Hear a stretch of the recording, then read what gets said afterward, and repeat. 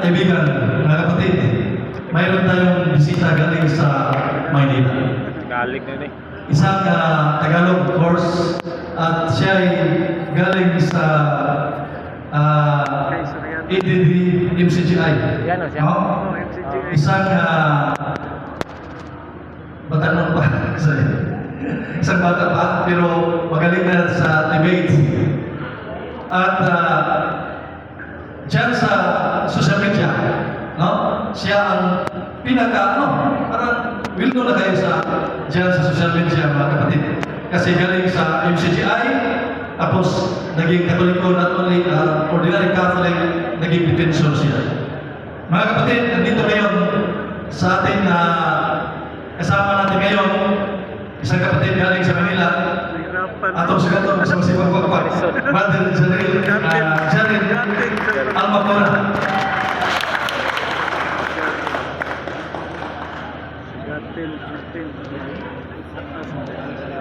Yan, magandang tanghali po sa atin. Okay naman Tagalog, ano?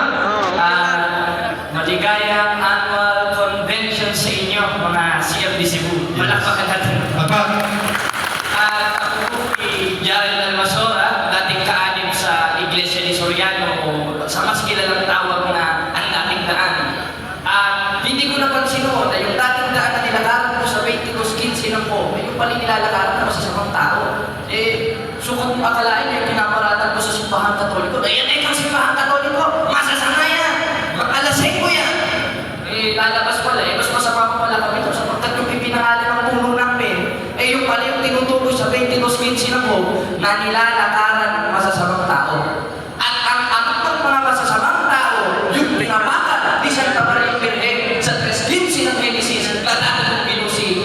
At ngayon, yun ang nagpabalik sa akin sa simbahan, gaya ng Apostolo Pablo sa 1:13 ng unang Timoteo. Na nabagamat ng una ako'y naging makusi.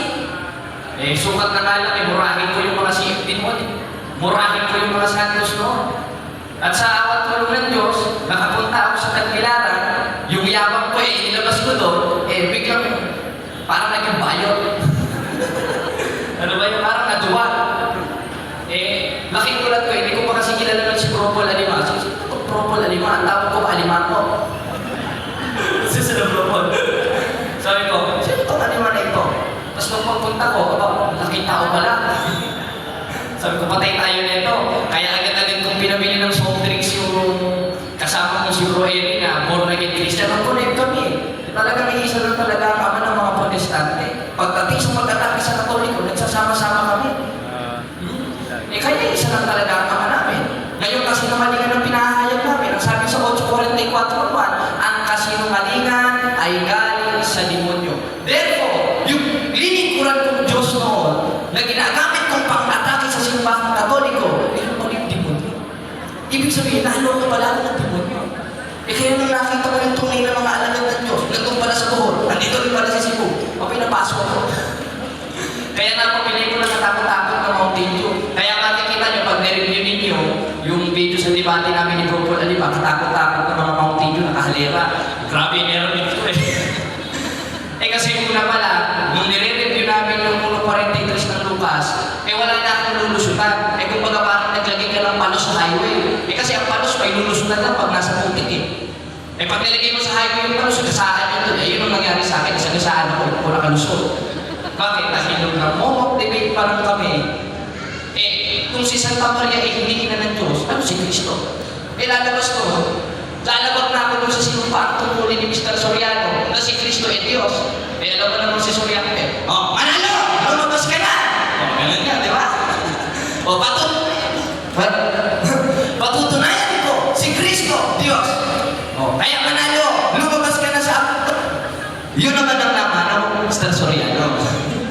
Kaya yun, parang nahirapan talaga akong ibahin yung doktrina ng simbahan at sa awa tulong ng Diyos sa pamamagitan ni Propol Alima na pamulat sa akin na yung ipinanganak at pinaglihim ni Santa Maria Virgen na katawang tao sa Gisiko ng Hebreo na ayon sa hula sa Bebe sa Islang Isayas at yung ipanganganak sa Chico 20 ng unang buwan ay Diyos.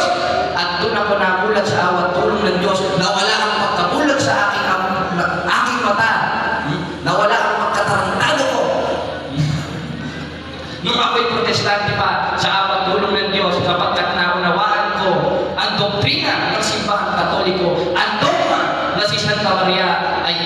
Diyos at doon ako tinahamagan ng Diyos. Kaya pag uli ko Manila, katakot-takot na mura ang inabot ko sa mga kasama ko.